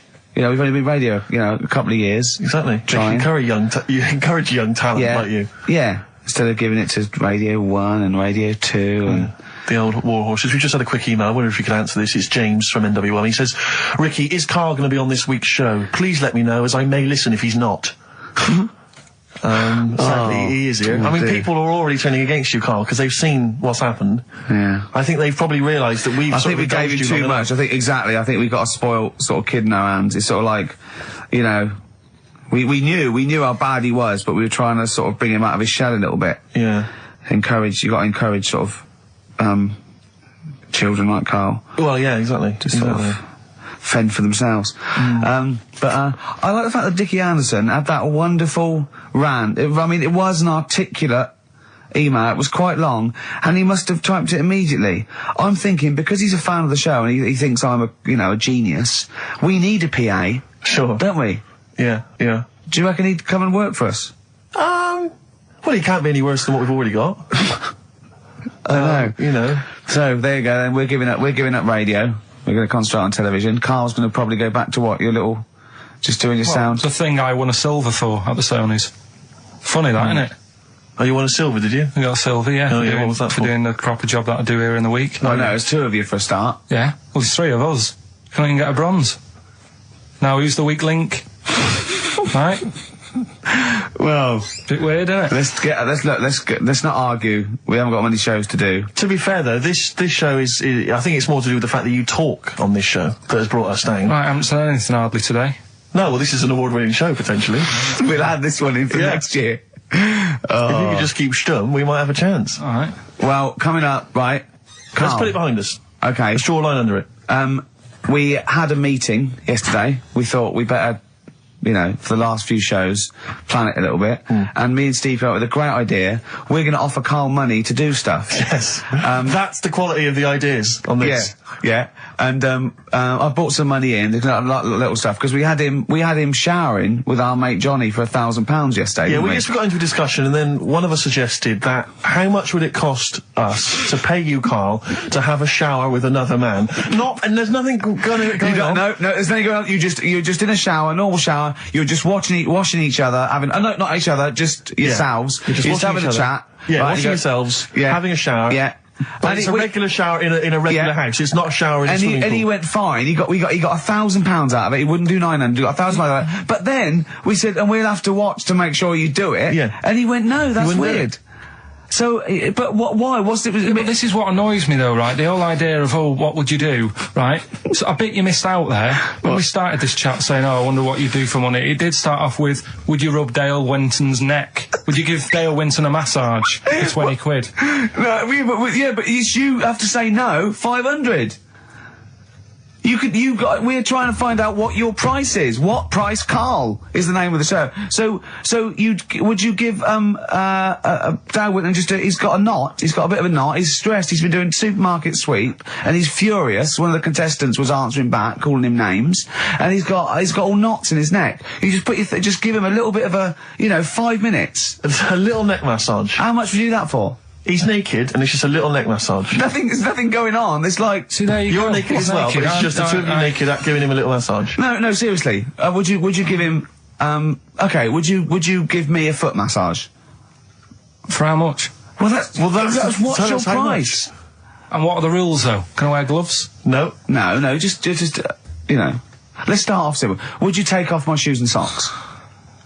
I'd do it for like 50 quid. Okay, no, 20 quid to take off one shoe and one sock, but like you mean it. You just take the shoe off, you go, and as you're pulling down my sock, you pull the sock down slowly, you look me in the eyes and go, what lovely ankles. Seriously, how much? What price? 20 quid a foot. 20 quid a foot. That's got to be worth it. So 20 quid, you will take off my, we'll put on some soft music, right? I don't need it today. That's what I was saying to you yesterday. You always do you know what I mean? No, you don't. At the moment, I'm quite happy. Give it to a homeless person. Give it to a charity. We'll get him in here. Well, are you still going to shower with Johnny for £1,000? Not now, because you said, and me and Steve are just going to stand in the corner and watch. Well, we've got to make sure you do it. You might go in there and just wet your hair and come out, pay Johnny 500 quid and go, yeah, we had a shower. How will we know? Sorry, I'm quite interested about the shoe and sock. I'm back to the shower. You just have to wash yourselves. And we have to inspect that it's really clean because we want you to wash certain parts really. Right. Well, why have you both got to be in there then? Well, no, just one of us. Can we just take? Or can Steve film it? as evidence, just as evidence. Or I'll tell you what, we'll leave the TV camera in there. Neither of us to be in there, then we can just watch the video. Yeah. Are you a couple of benders? Are you a couple of benders? No. No. But can we discuss further the taking of the shoe and the sock? Because I think there's £20 in. I'm willing to pay £20 to see that. Pretty in Pink. Psychedelic Furs on XFM 104.9. I'm Ricky Gervais with Steve Merchant. And our little pet monkey, Karl Pilkington. It's Carl. So, 20 quid, tenner each. Me and Steve will pay good money. Right, we'll see you all right. I reckon even Andrew Phillips, the head of XFM, would probably give you an extra 20 quid if this is entertaining as I think it will be to the listening public. Just undo my lace, and Steve were going, Carl's now just gently undoing the lace. Yeah. He's releasing the tongue. Well, don't preempt anything. Okay. So come round then, Carl. He's gently pulling down the sock. What, you just said you'd do it for £20. Come on. You said you'd do it for £20. You said you'd do it. Oh, so you work me up like that, and then you just... Come and take my shoe and socks off, and put it down, and pull the sock down slowly, and go, what lovely ankles. No, because we had that chat yesterday about Come on, this, Carl, right? you just said you'd do it. Yeah, but I don't really need... If it was more money, I might do it. Oh, that is typical. Okay, firstly, we had a little wage at the Sony's, and you owe me £10. So count my £10 as part of that. Exactly. So that's my £10. So you already owe me that anyway. So I'm demanding that instead of giving me the cash, you do this. Yeah, and I'll give you 10 quid just because I've got a bad back and I need someone to help me take my shoe and sock off, because I think I'm getting that airplane thing where my feet are swollen up. Yeah. Yeah. Well, you've been auditioning people for that job, haven't you, all week? Come on. No, I ran it past Suzanne last night, right? Because I knew you were going to do this, right? And I said, "Would you be annoyed if I know we need a new kitchen and that." Yeah. But can I leave it? And she said, it's up to you. You do what you want to do. We're not interested in what Suzanne thinks. Yeah, well, I don't Carl, you just said that you would do it for £20. We are offering you £20. Just to take. I mean, I assume you'd take that off as a mate. If I twisted my ankle playing football and I hurt my back, I'll go take my shoe and sock off. You go, yeah, no worries, mate. I assume you do that for a mate who's hurt his ankle. Yeah, but it's not the Toya bound Wayne Sleep's foot when he was bouncing on his bed and hurt his ankle. She didn't expect money from it. She didn't want Sleep to pay out money. The singer of Mystery does not need Wayne Sleep, probably our greatest dancer since Lionel Blair, to pay money to help his ankle out. I thought we were mates. It seems to me that you've already lost us a Sony this week. The very least you could do is bend down now. Take your shirt off. Move on. No, come on, Carl. Seriously, we've got to do this. Take the shirt and sock off. I'm not doing it. It's too... Carl! Why not? I'm so angry. Yeah, because you said you would. You've welched on the £1,000 showering with Johnny. Johnny doesn't even know about this, so Johnny's probably lost out on money. I suppose you'd split some up with him for having the shower with you to get you the money in the first place. So the problem is this, Carl. People now are listening, expecting to hear this. That's why we didn't win awards, because you'd never go through with it. You've promised them something and you're not going through with it. Play a record. You're just like all the girls I speak to. See, a little surprise for you there. That's Coldplay here. They're live through there. Thanks. Can I hear me? Yeah, brilliant. Do you want to say a few words? I'll have a quick word with Chris, lead singer Chris. Chris, good to have you here. Hello. And how's it going with Gwyneth Paltrow? Brilliant. Yes, she's a lovely lady. Yeah, no, I thought so. Yeah, I saw her in Shakespeare in Love. She's good in that, isn't she? If you would pass that on to her, just say I enjoyed that. It's going all right. You going to get married or? Yeah, so I'm married either her or that Julia Roberts woman. Yeah, either one is good. Yeah. I know you're on holiday at the moment in Hawaii. I read in the paper today. No. You're actually here? I'm actually here. Okay. Got to go now, got to go. Alright, just a couple of quick... See you later, Chris. Yes, see you, Ricky. So that's the sort of guests... That's the calibre of guests. We're just trying to up just like Jonathan Ross. We've got guests like Jonathan Ross. That's Coldplay, just popped in. Just popped in. So if you're the Sony people listening, you might want to... And we've still got Carl to take off my sock for 20 quid, okay? Let's do it now. Let's just get it over with and do it now. Come on, Carl, let's get our cash out then, Rick. There's £10 right there. No, you don't owe him, because he owes you 10, so I just have to pay him 10. Okay. Yeah. So, go on then, just take... Not whilst Coldplay are here. So they've had to shoot off. Come on. I don't want to do it. Why not? Tell me what... They've been on now for half an hour. Okay, well, at the end of this, why won't you do it? It's ridiculous. You won't have a shower, you won't take my shoes and socks off, you won't do anything. You won't give Dad a rub down. What will you do, for Christ's sake? I don't want to do it. Say if my mum and Dad have heard about how well I'm doing in London. Yeah. Right, they've heard about, the Sony Awards and that. They're talking to the mates, they're saying Carl's doing well for himself. Yeah. Let's have a listen to him on Sky. Yeah. He's tuning in, I'm taking off socks for money. What's it with that? That'll be the first time that anyone in your family has actually made, money without stealing, thieving, or committing some kind of atrocity. Let's just do it quick then, because it's the first honest money. It's getting on my nerves. It's actually annoying. Excellent, alright. Well, give me the money, Steve. No, he's just taking a tenner off me. Give you the tenner back. Right, okay. Let's go like that. You've got to do it properly. You won't say that. You've got to do it slowly. Go on, do it slowly. Just gently. I can't see what's happening. Just pretend I'm working in a shop. There's nothing normal. No, come on, just get it done. What's that? You're whistling. What's whistling? What's the whistling? I can't believe. Right. Okay, now do it properly, gently. Yeah. It's a sweaty trainer, which just makes it all the more... Just gently caress it. There's someone watching in the office. Caress it there. Don't just gently ease the shock. Just like working on a shoe shop. There's nothing weird about it. Just gently ease it off. I'm going to burst. All right, now it's just... come on, gently do it. Don't just rip it off. Yeah. Slowly. Tease it. Tease it. Oh my God, I don't like this. I just wasted a tenner and that wasn't enjoyable. Now, wait a minute, you've got to say... Say something nice about my ankle. So you've got lovely toes and I love your ankle. You got nice toes and that. Say it properly. I don't like it anymore. Do it, and you've got to say, you've got to say for the tenor, otherwise you're taking it back, you've got to say what lovely ankles you've got, but in a sweet, seductive voice. Right. You got nice ankles. That is not how you would seduce a woman. Like you would not seduce a woman like that, Carl. I don't. That's Suzanne. I don't. Imagine that. I don't know. I don't feel good about it. Leave it off, because I want to see if we can get him to massage your toes. See, I don't know what's worse. I mean, I didn't like the feeling much. That wasn't very nice because it was all rough, and and he's a skinhead and he's playing on the feet. And then I thought, I've degraded him, so I don't know what I feel worse about. You can keep the tenner that you owe me if you massage his toes. No, I'm not doing that. No, no, we've paid him. He's done it. Yeah, the shoes are back on. We're something else next week. Okay. If you'd like Carl to humiliate himself for money, email in. Well, Suzanne was surprised that I was like, last night I told her about it. And I said, why did you do that? I don't know what I feel now. That's not good. I don't know, that's not good, is it? And she just said, well, you don't like chucking money away and that. And it was funny because we got talking about when we bought our first flat in Manchester, right? I bought a bed, right? I didn't have much money. And what annoyed me is I bought the bed and it turned up.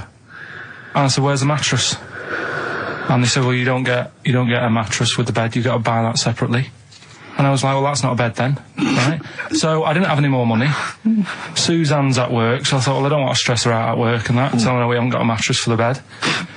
I had a word with my dad, right? He knew a mate who had one in the back of a van, right? He said, I'll have a word with him, he'll let you have it. Got the van, brought it round, stunk of diesel and that, but I thought, well, it's free, it'll do. Yeah. They brought it up, I stuck it in the spare room. Suzanne got home, she looked at the bed, she said, that looks alright. She where's the mattress? So it's in the next room, but I thought I won't tell her because she won't like the idea. She went in, the room stunk of like petrol fumes and that. She said, what's going on? I said, well, a mattress didn't come with the bed. So I've sorted you one out, I've got this off my dad. And we didn't have one night on it. She said, get rid of it. Yeah. I had to go and ditch it. I don't know what she was thinking. One of your father's friends is driving around in a van with a mattress in the back. Yeah. Was he a serial killer? I mean... And she didn't want to sleep on it? Like Silence of the Lamb. What kind of a cheapskate is she? What kind of a woman is she? That she won't sleep on a mattress that has been in the back of a transit van? Yeah, covered in petrol, diesel, probably urine, and Christ knows what else. Yeah. Oh. So, would you swap pants with Steve for 50 quid now? You don't have to look at him, you go in the toilet, he takes his pants off in the toilet, leaves them there, you go in, right, you come out with your trousers on, you go in, right, take your pants off, put his pants on, leave your pants in the toilet, come out, you got his pants on, he goes in there, you come out, you just swap pants, at the end of the show you put it back. How much? When you say pants, what do you mean? Just underpants. No, I'm not doing underpants. Why? Why not? Seriously, these were fresh on Thursday. Yeah, but I mean... BAFTAs, for the awards, the Sonys. Do you know what I mean? But I mean, just name your price. It's going to be more than 20 quid. It's going to be more than 20 quid. It's going to be like 80 quid upwards, I think. No, clean on today. They were clean on today in their boxes. It's as bad for him as you. Don't remember that. Thanks for that. 50 quid? Really? Play a record? No, hang on. You just said you'll give me 50 quid. If you go and swap pants. I don't know what's in it for me. I don't know why I'm doing this. It started off as torturing Carl, but not only am I out of pocket, I don't actually want you two to swap pants or touch my ankles. Well, Steve isn't I don't know what I've done. This is... I'm the victim here. I've paid out and I don't even like it. Play a record. I want to think about this. I've got 50 quid if you... as long as we can swap the pants, but both be in the room at the same time. Band of Gold by the artist who featured in a recent Rockbuster clue, which was, I think, the Jamaican fella needs an aspirin for his head, and that goes course to Frida Payne. Brilliant. Rockbusters coming up, isn't it, Carl? We start up now. Get it going. No, let's. I thought we weren't doing this anymore. I know. I don't know what happened. I don't know. I mean, but I mean, we're shooting off in a couple of weeks, so yeah. What difference does it make? Well, we might as well. Now you've mentioned it, it's a good time. Go on then. Right. 3 cryptic clues like the one you just heard there. First one. Cryptic, I like that. Is cryptic a word? First one, my younger brother spotted you the other day. Right, that's the cryptic clue. My younger brother spotted you the other day. The initials JS. JS for the band. Second one, that champagne belongs to the Boxers kid. The way he looks up, like, it's Oscar Wilde. Yeah. It's, oh. That champagne belongs to the Boxers kid. The initials are AM. And the third one, the vibrators. And the initial B. What? Right? The vibrators. And the initial is B. So the first one, my younger brother spotted you the other day. Oh, I know that one. That's ridiculous. JS. The phone's going. Second one, that champagne belongs to the Boxers kid. Yeah. AM. And the third one, the vibrators, the initial B. So email in and you win. You can say the prizes later, can't you? Well, I'll tell you what, this is terrible. I mean, we didn't even say the prizes. We weren't going to do this. The phone's going. Look at the phones are going mental. Right, well, Carl, did you ever do paintings and drawings at school and then bring them home and your mum put them on the fridge? No, not really. I never brought them home. What, did you just screw them up and throw them in the bin? I just left them at school. Yeah. I'd never had a bag. Alright. There on XFM 104.9. You see, sick of it. No, wait. This is giving me an idea because I think what the best thing about this show is what happens when the records are playing. Because we sort of. That's an example. Inarticulate. Yeah? Didn't have anything planned. Well, I started my mouth moving, but I didn't have anything planned. Yeah. Like. Why was that? Why don't you have anything planned there? What? Why didn't you know what you were going to say then? Because... What were you doing when Radiohead was on? I made Carl a new uniform that he has to wear in the second hour. What did I do? You got tissue paper. Yeah. Toilet roll, yeah. Ripped a bit off. Yeah. Made a little tie for me. Yeah. And put some in my ears. Yeah. So we had earplugs and matching tie. Yeah. And he looked good, didn't he? Yeah. He had earplugs and matching tie, and I squeezed it in there, and he went, I can't, it'll irritate me. So I'm thinking of things all the time to make this more fun for me. Yes. And he's just like that. Sorry, a quick question. Steve, just want to raise a little point. Go on. You say that you're spending most of your time thinking about how you can make this more entertaining for yourself. Yeah. Is it worth ever considering the listeners? Well, I think that if you're happy, they're happy. I'm not sure that's true. I've been monitoring a lot of the feedback on the email and stuff. Yeah. It doesn't appear to be the case. But that's because Carl won't go along with stuff. Sure. I mean, they could have seen on the webcam his little matching earplugs and tie that I made. I just did a cartoon that went for £350, right, on the website, right? So that's one now. Yeah, we're gonna do it. We're gonna make it really good. We're gonna give him lots of stuff and sign DVDs and everything. So that's great. 350 quid. Who was it? I think her name was Joanne. It's not definite yet because we haven't got the money off her. Well, she's you got to trust them, haven't you? And so I think people would love to have had a matching. I'd have signed it and everything. Little matching earplugs and necktie made out of toilet roll. Yeah, yeah. And he don't want to wear it. But I had a great idea for a show, right? We filmed the behind the scenes, right, of each show. So, you get a CD of what went out, but you see what happened behind the scenes, right? And it follows us through a week, right? And it's called X-Men 3. Ah, I see, because of XFM. Yeah. Right. And then we can film what Carl looks like when I'm squeezing his head, what he's like when we're trying to make him touch us, all that sort of stuff, when he's getting all stressed out in the day and we just pop up, what he looks like, his little head, everything. And would this be broadcast on TV? Or? I think so. I think Choice, something like BBC Three. Yeah. Yeah. I mean, again, it's not because I'm very much in the centre of the storm. I'm very much the eye of the storm. Yeah. And I know that I myself would not want to watch that. Really? No, because it's... Any negative, Carl? He was like this when you came up with Cheap as Chimps. He wanted to drop Rockbusters. What was the other thing he didn't like? That other TV idea I had.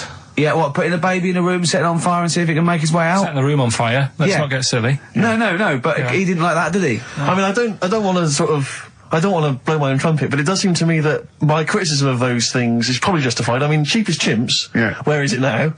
Wow. It's Donald McIntyre took it. Not really, Carl, not really. It is but a pitiful memory. Both your game show ideas terrible. This TV show idea, I think, again, it's only interesting to you, Rick. This is what you fail to realise. You've got no sense of the greater public. To be honest, I'm just taking this from what people are emailing in. They're not interested in Carl. I don't read the emails. They're not interested in Carl. I don't read the emails. They're not interested in Carl? They're not interested in Carl. But if we did a documentary about him, like they did about Oliver, the human Z, or that's a different case. Or that the girl that was older than her mum, or, you know, all those other sort of things. I think if we actually did a definitive documentary and got in doctors to talk about him, and showed him... That psychiatrist from Big Brother. Yeah, and just talked about it and then showed him in his environment, I think it'd be brilliant. I think it'd be a brilliant show. But I think that's interesting. I think you're right. Some kind of anthropological study of Carl, fascinating. You making a little necessary for him, I'm not so convinced. But that'll all be part of it. Play a record, let's think about this, because I think this is an idea. If any broadcasters are listening, like Greg Dyke or, you know, we'd even go to Channel 5 with this, I think, wouldn't we? Really? I mean, alternatively, if you'd like to incorporate Carl into some kind of Blue Peter appeal... Let's do something. Let's just get Carl... Look at his face. How could you not... See, a lot of people still don't know what you look like, Carl. Play a record. That's Across the Great Divide from the band. Rick, I bought a little treat for myself today. I've been meaning to buy these ever since I moved to London. Yeah. I'm sure everyone listening has seen them. Maybe you don't have them in your own collection. Carl, I don't know if you've come across them in the past. But it's the postcards. Now, most of you, if you're a tourist in London, you see the postcards there. I think there's one with a punk, isn't there, with green hair? Yeah, from 1977. Yeah, I think there's one which is like probably... it's probably a grandfather now. Probably something like A View from London at Night, and it's just black. Oh yeah, that's a classic. I'm a fan of the baby covered in spaghetti. Yeah, that's brilliant. Brilliant. That happens a lot in London, in the old East End. Exactly. There's a baby out. Where's the spaghetti? Yeah, brilliant. A wonderful memory of London. Yeah, But I was thinking to myself, how would I best want to remember London? Yeah. If I were a tourist from Prague, maybe. Exactly. You're a tourist from Prague. You want to send something home to your nan. To Mama Dragowski. Exactly. Who's sitting at home eating beetroot. Yeah. You want to say, I've been to London, I've been to the home, the birthplace of some of the great names. Dickens. Dickens, yeah. I've seen, Big Ben, I've seen the Houses of Parliament, I've seen the wonderful things. The best way for me to remember that is a picture of a woman's breasts. Yeah. With pictures of cats painted on them. They are the most grotesque things. You've seen these before, Carl? They're awful. You can find these on any postcard stack. It's just a woman's breast drawn a face on it. I think it is that all the breasts from London. So there's all the breasts from London, and the other one, Carl, I think you've got there. What does it say? What's the little tag? We're a couple of swells. We're a couple of swells. But it's just when was that? I mean, they've been around for as long as I've been in London. I just don't know. I don't know who took them. Maybe the woman. I should just point this out, incidentally. If you've not seen them, don't think that it's a topless woman. It's just a disembodied breast. Yeah. Or in the case of a couple of swells, two breasts. I know. And it's just awful. Looks like a snapshot. But what worries me is that what happened was that she was probably the equivalent of Carl, and she had two mates, and they went, look, how much would it, if we take your breast, how much would you do it for? 20 quid. Yeah. And they took a picture. Yeah. And, right. you know. How much would it cost for us to paint some faces on them, and then take a picture? Yeah. Oh, that's awful. I always wondered to myself who that person is. Oh, probably came to London to get into modelling or something. I think if you pan further down, she's actually wearing a pair of your pants. I think if you pull out, she'd probably be unconscious with a needle hanging out of her arm. But I just imagine... See, now that would be a fair representation of London.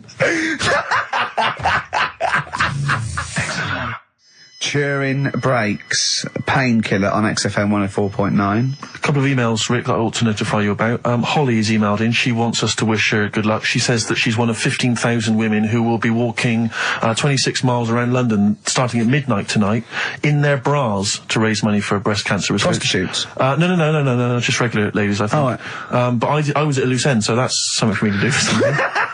I'll pop down and support them. Also, we got to say hello to Sonia, who's it's her 18th birthday, and we're going to play a little Smiths track for her later. So we're trying to be interactive. Yeah, I've seen how other DJs do it. They have phones. They go, and how are you celebrating tonight? Oh, we're just going out, Foxy. Have a good time. Here we go. This is, you know what I mean? Yeah. We've got to be. I've guessed we had Chris Martin in from Coldplay, which is going to be a lot. Well, Chris is still here.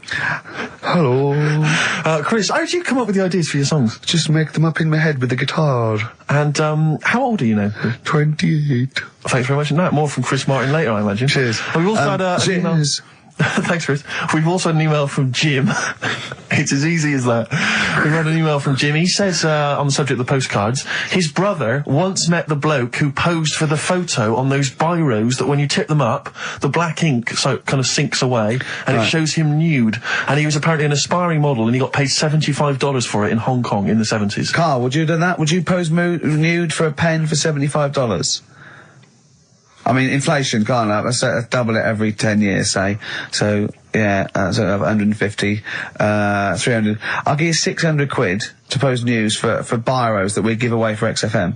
An XFM biro, where your clothes sink away when you turn it upside down.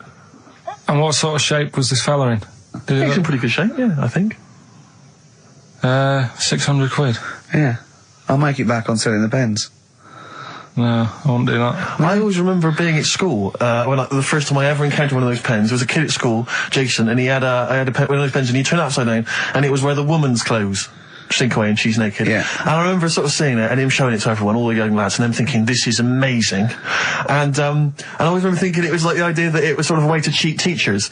Oh, there's Jason, he's just got a pen there with a picture of a woman wearing some clothes. That's fine. Yeah. There's nothing wrong with that. If he brings a porn mag in, I'll have it. He's out. But, yeah, but I can't. But I've always imagined, can you imagine how embarrassing would it be to be caught masturbating over one of those pens? Businessman. Yeah, he's like, his wife catches him. Sorry, so what are you doing? I'm just doing some writing with this regular pen. Right, what? Well, no, don't turn it upside down. Can I just come round where you're sitting? Just why are you naked? The only thing I think more embarrassing would be to be caught masturbating looking into a mirror. Well, for you maybe, for me and Carl, right? We should give the Rockbusters clues again one final time before we give out the answers. And I should mention the prizes as well. If you still want to enter, we've got various things, a couple of CDs, a Smash Hit CD. Looking into a mirror. Let's move on from that. Club Anthems 2003, Strange and Beautiful. Nude. Eh? I hate being nude anyway. Why? What do you mean you hate being nude? It's not normal if you walk about. Do you walk about the house without on? No, because we've got windows. Yeah, but alright, with the blinds shut or whatever. Well, I have a bath. No, but say like with Jane and that. Are you happy walking about? No, just think, no, I'll walk around in my pants or a towel. I won't purposely walk around nude for the sake of it, no. No, I know, but I, in the morning I don't mind when I get up. Yeah. I go for a shower. But I don't sort of flaunt it about. I just wondered if that's normal, or... Well, no, what do you mean, is it normal? If there's no one can see you, then... No, like, but your girlfriend's in and that. But what I mean is... Yeah. It's like... You can put a pair of pants on, can't you? Do you know, all I'm saying is... Well, you put Steve's on if you want. Yeah, for 30 quid. What do you want to do? Do you want to put a pair of pants on now? No, it's just like you're asking me to do it for a pen. What would you do, right? What would you do, right, if you did that thing with Steve and you left your pants in there, you went and you put his on, but it was sort of like, it was damp. Right, so Rockbusters then, we'll get this out of the way, right? So the prizes, Carl, mentioned there's a number of CDs. We've also got Wild Weather, a fascinating, it looks like 2 VHS set about weather, about various weather conditions around the world. That must be selling like hotcakes. Sean Lloyd could be in that now. Yeah, indeed. And also signed by Norman. It's Fatboy Slim's Big Beach Boutique. That must have been troublesome for the station that has close ties with Norman to get hold of. But well done. And that's Fatboy Slim, Big Beach Boutique. So yeah, there's a number of not bad prizes to give away there. And the clues were, Carl? First one was my younger brother spotted you the other day. The initials JS. We had That Champagne Belongs to the Boxer's Kid. That was AM. And third one, The Vibrators. That's rubbish, that one. And the initial B. We'll give away the prizes and the answers next. What, we going to play a record, or what we got coming up? We got Monkey News. Yeah, we got that. We got... We've got loads, too numerous to mention at the moment. We got any adverts? Got some of them. Oh, brilliant. Cram them in later. Excellent. Look forward to that. Joe Jackson. Good track. Good tune. Well, it's on. Different for Girls. Joe Jackson on XFM 104.9. A retro cut. Bit of Monkey News would be good, Carl, if you got that. Well, we're struggling here. We're struggling, Steve. Wait a minute. You say that, but wait a minute. The answers for Rockbusters are coming up right now. So you thought people were turning off? Oh, what have we done? We've done Take My Shoes Off for Money. Take My Shoes Off for Money. We've done that. We've done, oh, look at these funny postcard breasts. And we've done We Didn't Win a Sony. Coming up, regular features. Jeez, we got nothing, have we? Come on. Sometimes it's good. Come on, Carl, save us. You've got to save us. So Rockbusters answers then. Are we doing them now, Steve? Yeah. Right. First one, my younger brother spotted you the other day. The initials there, JS. That was Junior Senior. Right? Yeah, good. I'll give you that. Second one, That Champagne Belongs to the Boxer's Kid. That was AM. That was Alison's Moye. Alison's Moye. Alison Moye. Sorry, just give us the clue again. That Champagne Belongs to the Boxer's Kid. So, Muhammad Ali's son. Yeah. Right, Alison's Moye. Yeah. Brilliant. And then third one, always an easy one in there for everyone so they can take part. The Vibrators, the initials B. That's Buzzcocks. You can't say Cox. That's why that's why you can't say Cox. Have we got a winner? We have indeed. I chose him because his name amused me, which is a bit harsh. It's not Mr. Tits. No. Gerald Preston. Sorry, Gerald. I don't know why that tickled me. It's so unfair. It only tickled me because it's not funny. There's so nothing funny with Gerald Preston. There is nothing funny. I think it was because it sounded like it was a man of a different generation. I think that was why Gerald Preston. It sounded like... That's terrible. I know. Right, Gerald, there's nothing funny about that name. There's nothing funny about the name, Gerald. Steve just made me laugh. He did. I don't know why that made us funny. It made us laugh, but it just tickled me. But Gerald, whatever you think of your name, don't worry, because these prizes including Fat funny Boy about Slim. Gerald Preston. I don't know, Gerald, if you're a fan of Wild Weather, but you've got a 2VH set coming to your way, so you certainly will be interested in extreme weather conditions by the end of that, I would have thought. Plus some arbitrary CDs, so good luck, Jerry. Oh, dear. Excellent. Right, brilliant. Good. That's that sorted. Right, let's have another tune and then maybe some Monkey News. Yeah. Well, actually, now you've sort of mentioned a bit of Monkey News, that I've found something in the week, right, that we've talked about in the past, right, that... Oh, I've got some other monkey stuff, but this is just... Oh, forget it. What? Come on! What's the matter with you? Right, do you know that thing we did ages ago? What? When we were out one day and we were talking about monkeys in a room with a PC, and if you leave them in there long enough... Yeah, eventually an infinite amount of monkeys, or one monkey in an infinite amount of time, will eventually... type the complete words of Shakespeare, yeah. Right, we talked about that ages ago. Yeah. I said it wouldn't happen. No, it doesn't make sense. You can't say it wouldn't happen, it doesn't make sense. It's a mathematical conundrum. It doesn't make sense. Go on. Anyway, right, they got a couple of monkeys. Right, so not an infinite amount then. Okay, so, alright, but never mind. Yeah. Got a couple of monkeys, put it in a room. Yeah. I don't know if it was one PC or they got a job lot or whatever. Not an infinite amount then. And left them in there for a month. Oh, not an infinite amount of time then, either. Okay. So 2 monkeys a month. Okay, go on. Yeah, I see the experiment's working so far. About 8 monkeys. Oh, 8 monkeys. Oh, let me just work that out as a fraction of infinity. It's infinity, 8 into infinity. Oh, God, a month. And what happened then, Carl? Did they type the complete words of Shakespeare? I'm assuming they No, did. they only did a proportion of it. Okay, what they just did Macbeth. What happened then, Carl? Please tell us. They didn't have anything. They didn't come up with anything. You're an idiot, Carl. You really are an idiot. Play a record. That's ridiculous. What did you expect? What did you expect? Yeah, a bit of Keats. and Pastry of the Radio Times by one of them, the cleverest one. No, but what they did say is they didn't even write one word out. No, you don't. No, infinity or nothing. That's the point. There's a big leap between any number you could think of and infinity. In fact, an infinite leap. Do you understand the concept of infinity? Don't rub your eyes. I lost him on Do You? Yeah. Didn't I? Right, play a Did record. Did they type nothing from like any of the Tarzan books? Nothing. But they must have read them. I mean, that would be their favourite, surely. I'm stunned. I can't believe they didn't even do like a transcript of Every Which Way But Loose. Yeah. I can't believe it. They must have chosen some really thick monkeys. They didn't type any of Charlton Heston's speeches from Planet of the Apes. I can't believe it. It doesn't make sense. It doesn't make sense. You'd have thought 6 monkeys in a month would have done something. Yeah. At least a script for BJ and the Bear. The irony being, of course, in BJ and the Bear, that it was a monkey, not a bear. Really? Stuck in a moment. You can't get out of it by you two. I know how they feel.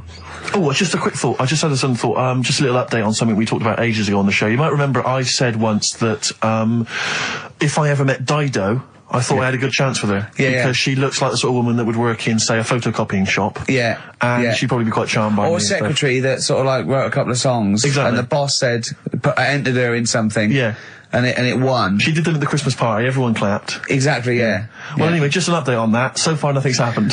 You haven't met her? her. Nothing's going on. So okay. I'll keep you posted on that, Rick. I know you're interested. I imagine it's a foregone conclusion when you do, though. That's only the a matter beauty of of time. it. It's, you know, when I hear you met her, you don't need to say any more. Okay, well, I'll just say, I'll let you just know. wink and say, I met Dido last night, and I'll go, say no more. Exactly. You don't need...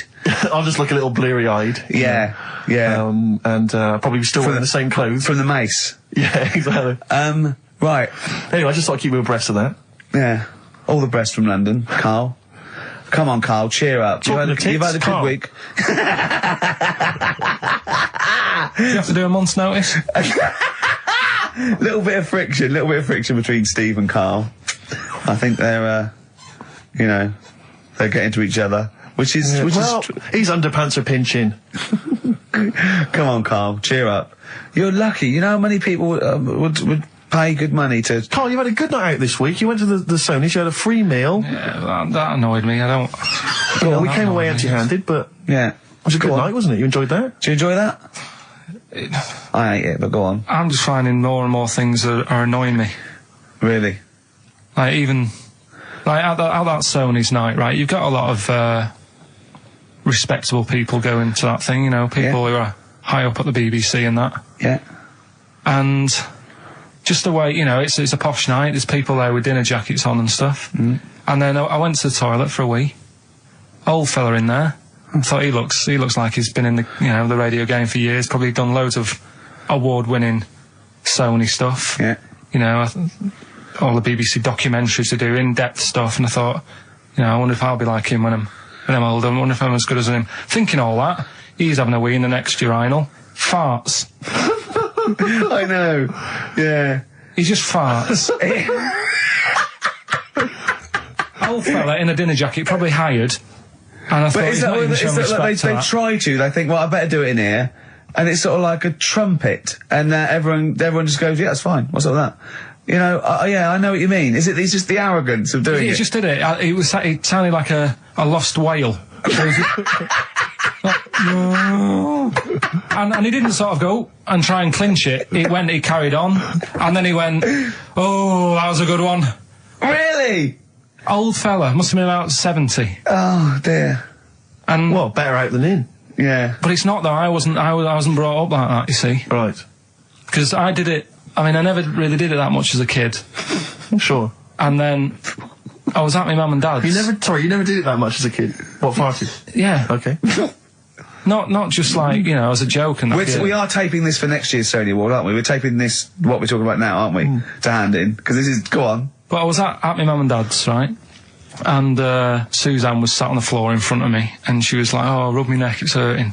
So I thought, oh, and I hate doing that, it really it bores me. Well, right? she's your girlfriend, for goodness sake. I know, Dale Winton's different, you're getting paid for that, go on. So I thought, the only way to shift her, I'll let one go, right? So I did that. I love that! It's such a loving relationship. I love that. That's great.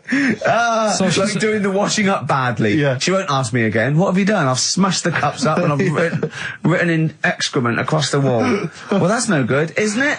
Well, I won't do it again Give me then. the marigolds, I'll do it. I've nailed the cat to the fridge. What's up with that? Yeah. Go on. But yeah, so I did that and it worked. She sort of got up and said, "Oh," and my dad said, "What do you do that for?" Yeah. What was he thinking? So I said, "Oh, I hate rubbing a neck. Does me head in." So he says, "You know, I've never trumped in front of your mother for 40 years." Sorry, where was this? Chigley? Why is this family talking like this? Young Carl, I've never trumped in front of your mother in the 35 years. Why you, what, I don't know what... No, it's just like he said, you know, we've done a lot of things in the family that I'm Hold not on, proud of. what did he say that for? What, he's never trumped in front of your mother? He just offered that information up. Well, he just was surprised that I did it. He said, "Where have you got that from?" Yeah. Whoa, he's lowering intestines, I'd have thought. What do you mean? You have to imagine there's a class of farting. Oh, we haven't told our kids about farting. He doesn't do it. We haven't told him about it. We don't do it in front of him. You have to learn it, do you? No, but there's a place. That's what I was always told. Go on. There's a place for that. Cornwall. So, and my mum, you know, it's the same. She doesn't do it. Right. If she goes to the toilet to, you know, do what you got to do, she makes sure, like, she'll sort of say things like, "Are you going out for a walk?" Are you going out for a walk? Does she know that you're broadcasting this? Well, yeah. She's probably around to the neighbours now, listening. Yeah. Any of you going out for a walk? Yeah, just at the door. So she waits until everyone's left, or? She doesn't like the thought that everyone... Do you know, like, cats don't like you staring at them when they're doing it? I've never stared at a cat while it was doing anything. Have you ever had a pet cat? What do you mean? Yeah, go on. No, it's just like cats, you know, if you get them a little litter tray. Yeah. I remember being told, like, no, when it does use it, don't sort of go and look at it. Because it puts it off. I was the same as a kid. When I had a nappy... Who comes and looks at you when you're on the bottom? No, when I was a kid and I was in a nappy, right, I used to always, like, there was a corner in the kitchen that I'd always go to, and everyone would be Where like... do you go to the toilet? Because I had a nappy on. Oh, yeah, right, how old were you? 14th birthday? About 3 or something. Yeah. Right. And I used to always go to this corner, and everyone said, "Right, he's going to the corner, don't stare at him." The thing is, I can so imagine you because you've got the same head. Yeah, you look like a baby. It's just the baby's head. Put it there. Would you put a nappy on for 50 quid? Now. Yeah. I'd just sitting, do your work, right? Well, anyway, sit in the right? corner. So I'm not doing that, right? What? So yeah, my mum's like that, and something else she's good. I mean, people might want to know. At dinner party, it's Mrs. Pilkington just in the corner. Just don't look at her. Yeah, don't look at Mrs. P. She's just in the corner of our kitchen. Don't just look at her. What's she doing? She's just doing her business. She's there. She is squatting. Are you going for a walk? Sorry, you were saying, Carl. Another trick I've learned from her. Right, if you're using, say, a friend's toilet or something, and you don't want to leave your mark, just Go down the toilet and flush it.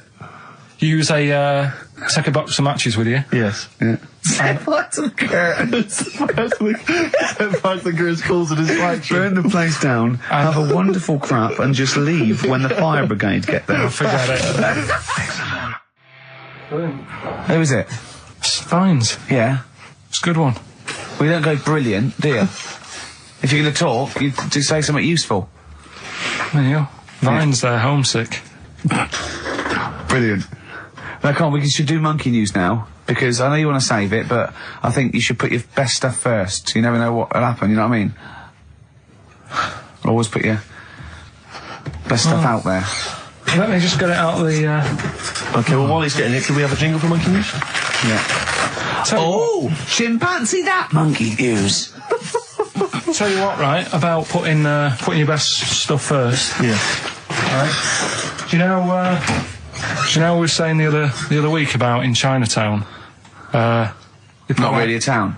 Well, it's not a town, right? And like the restaurants, they have like Oh, those horrible dead ducks and chickens just hanging in the window, yeah. an octopus and all that just hanging there. Yeah. And that doesn't, like, make you want to go in, does it? No, sure. This morning, walking through Soho on the way in, walked past this sort of strip joint place. This woman said, "Do you want to come in, sir?" All right, turn round. She must have been about 80. So you're equating her to a hangy bit of octopus. Well, you said, are you performing? And a chicken. I'm just saying, again, put your best stuff at the front door. Yeah, good thinking. Right, anyway, bit of monkey news that's been sent in. Right. Gareth in Catford. Right. Good work, Gary. Basically, it's about this monkey Oh, yeah. Oh, yeah. in the jungle. Yeah.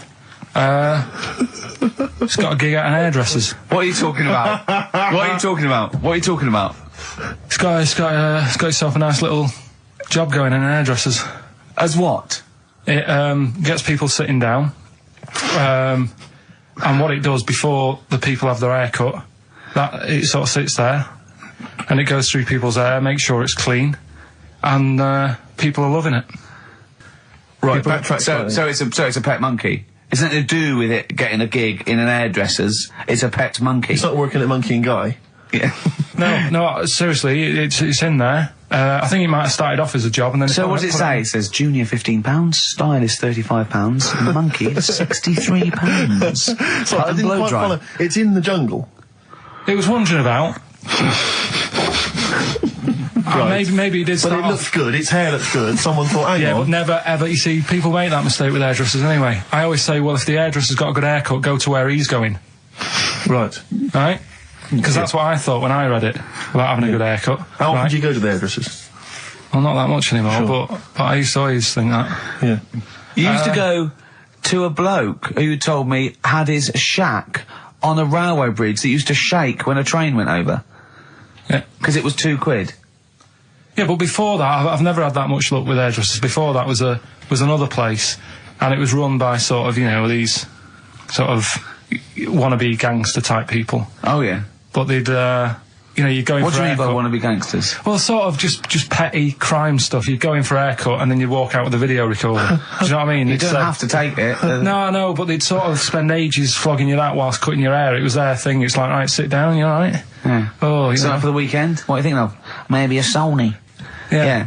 So that's when I stopped going there, because it was like, just what a haircut. I don't want to be hassled. by Which one said that you had the hair of a Chinaman? It's the fella who worked in a railway station haircut. Well, you should saloon. know. I mean, he's been around a bit, clearly, if he runs a shack next to a railway station.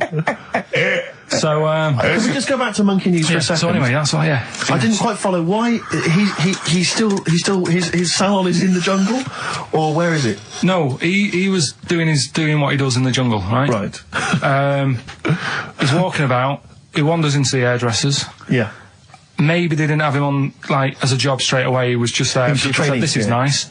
He's sat there picking the knits and Carl, I don't know where to start. Then- it's just it's the embellishment. You don't he walks from a jungle to an hairdresser's. I mean, you're an idiot. You really are. I'd love to see you try and get a job in an hairdresser if there was another monkey up for it. You'd never get a job.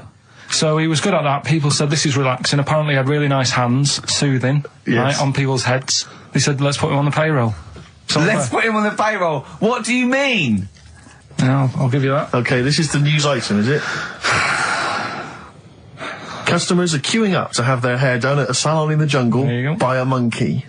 Judy, a pig-tailed macaque, has a reputation as the best exterminator of head lice in Com Cane. There you go. She is so good, some customers fall asleep under her gentle touch. Regular Amporon Chakema said, Judy's hands are so soft and gentle, I really feel I can relax. But you know that is doing what it does naturally. It's looking for, like, salt and stuff in the hair Yeah. and nits. It's not on the payroll. It doesn't complain about when it gets deducted at national insurance. It's not part of the union. Yeah. Do you know what I mean? But a good monkey news, backed up with good tabloid journalism. With solid evidence there. So I think maybe we should start marking the monkey news, Rick. I don't know what you think. Giving it marks out of 10, maybe. For both interest and validity. well, for interest, I'll give it 7. For Carl believing that there was something to this monkey, thinking it had a job and getting paid. But it was also doing kind of perms 2. and colouring. 2. Yeah. Ridiculous. Again, ridiculous. More monkey news next week. Hopefully let's just hear that jingle again. Oh, chimpanzee that monkey news. Peace Train. Isn't that brilliant? Cat Stevens. Now, well, I've sort of enjoyed the last sort of, hour or so after disappointment of the Sonys. I think we are going to give up, to be honest. Do another week and then shoot off. Yeah, knock on the head. Okay. We were doing it for a laugh anyway, but... If they're not going to reward us for that, then... Do you know what I mean? It's not really worth it. But I'll tell you what could... But what about this? Carl, can you find out who was on the panel? Can you? But what difference does it make? Well, I want you to interview. I want you to phone them up and I want to tell them why they didn't think our show was... Yeah, let them explain themselves. Just explain themselves. They've got to stand by their convictions. Find them all. Track them down. There's probably about 300... What do you expect then? I want to tell the truth. No, you're right. The monkey news should have, done the job for you. I just want people... I don't want to sit in a room and hide. I want the 3 people on the panel, I'll find them out, to say, we didn't vote for you because we thought it was shoddy, amateurish, annoying, there was too much swearing. I'll go, fair enough, well done, mate. You. We didn't vote for you because Carl's voice is an irritant. Okay? Okay, well done, mate. You're alright. We didn't vote for you because, Gervais, you're a fat, useless git who understands nothing about broadcasting. And you might know something. Yeah. And I'll go, right, I'm not so happy with that, but at least you told the truth. Mm-hmm. But get them on the phone. Find out from Andrew. I noticed none of them have mentioned me, which is good. I know, yeah. I'm pretty good. Yeah. Yeah, they probably all love Steve. No one likes to pick on an invalid, though. Do you know what I mean? I'm just... We got a player request here for, what's her name, don't leave it, Steve. Sonia, who's 18 today. We couldn't find William. It was really nothing wordsmith because, whoever is in charge of the library, they probably won an award for it. But, she didn't ask for 4 non-blondes, so I found There Is a Light by the Smiths. So, a week to go. I'm not